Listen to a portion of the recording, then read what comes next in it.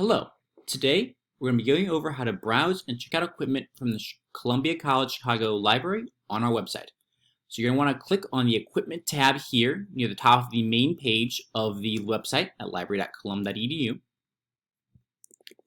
And you'll see here our list of in-library equipment. So that's equipment that's available for use, but only if you're at the library. So things like our piano, green screen, 3D printers, 3D scanners, vinyl cutters, things like that.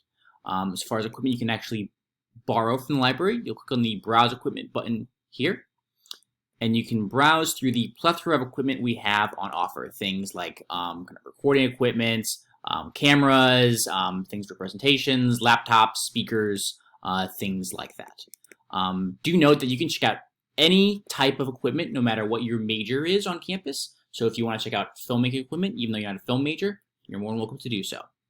Now to actually check out equipment, all you have to do is click on, so let's say you want to check out a camera, click on Browse Cameras, find the camera that's available, and you can see if we have a copy available for you to come to the library and check out in person.